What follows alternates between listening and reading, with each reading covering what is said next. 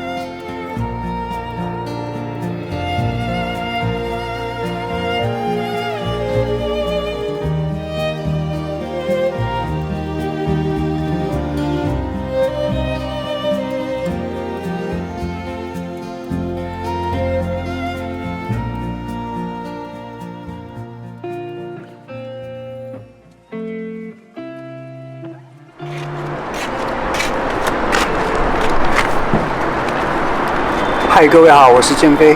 我曾经无数次的憧憬过冬季的哈尔滨，但是关于哈尔滨的夏季，在我来了之后才发现这里非常适合避暑。此刻是7月的下旬，中国南方大部分地区都经历着高温酷暑的折磨。然而我在东北却时常抱怨会有一点冷，特别是晚上睡觉的时候，根本就不需要空调冷气，而且必须盖被子。如果你打算夏季旅行的话，我会推荐哈尔滨作为你的避暑旅行地。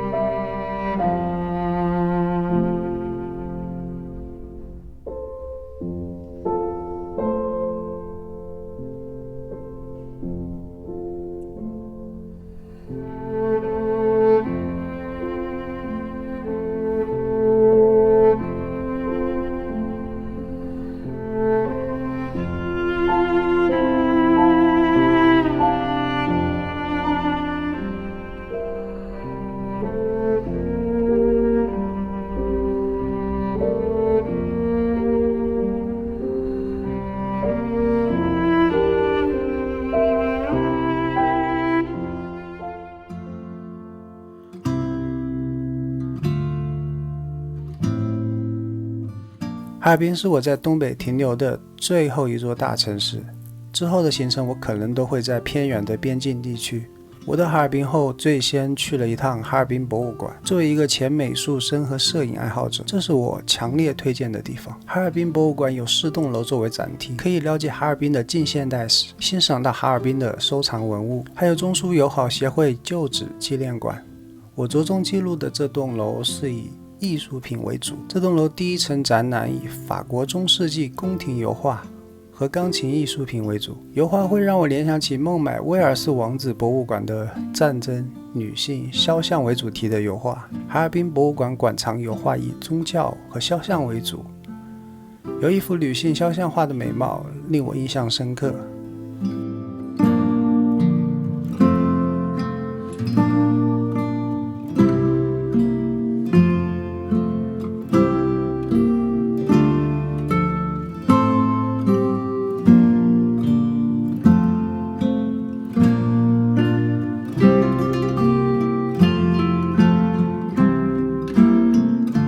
第二层展厅主要以俄国油画为主，从沙皇到苏联再到当代俄罗斯，各时期各风格的作品，有雪景，有自然风光，有裸体艺术，也有抽象艺术等等。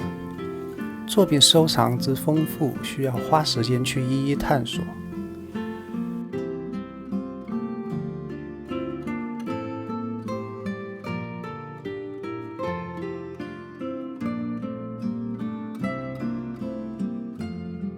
第三层以摄影为主，馆藏很多已经消失的国产相机品牌，比如熊猫、天鹅、幸福、红梅、海鸥、长城、友谊、珠江、牡丹、东方，还有哈尔滨产的孔雀牌相机。很难想象曾经中国有这么多相机品牌。另外，我还发现了一张200多年前外国人制作的亚洲地图，印象深刻的是地图上还有当时的新疆伊犁河谷、东北的库页岛等等，非常之惋惜。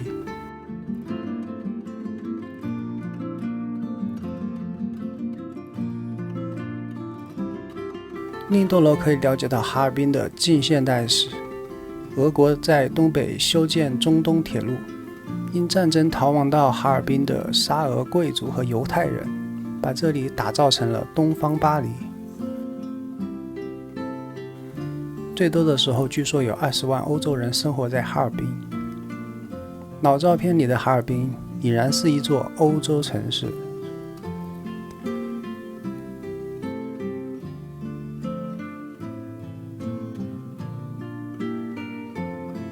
又因为这里是中东铁路通往欧洲的路口，在那个年代去欧洲，除了坐轮船，就是在哈尔滨中转火车前往欧洲。不少历史名人往返欧洲都会在这里转乘火车，留下足迹。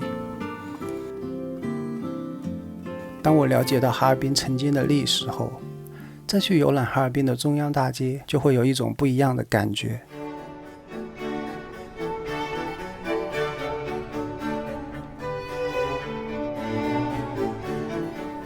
参观圣索菲亚教堂内部需要20块钱门票，里面有一场小型的音乐会。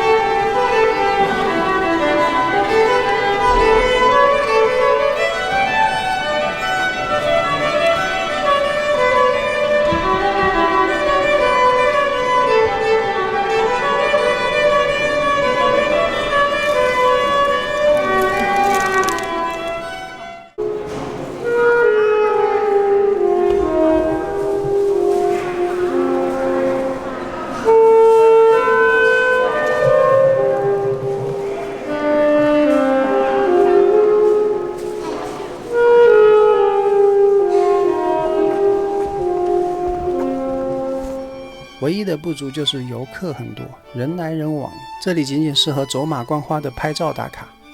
真正对古典音乐感兴趣，则需要去专门的音乐厅。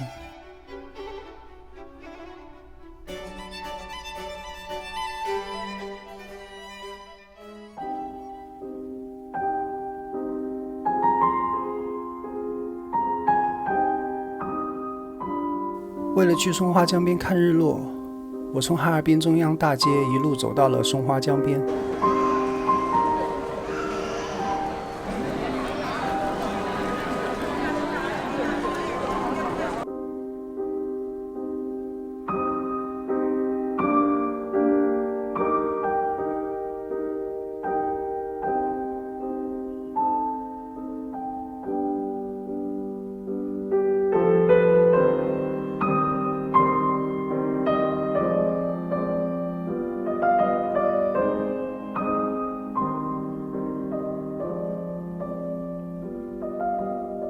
沿途这1.5公里是中央大街，也是哈尔滨的地标。哈尔滨有太多的百年历史建筑，导致我每走几步都会忍不住停下来按快门。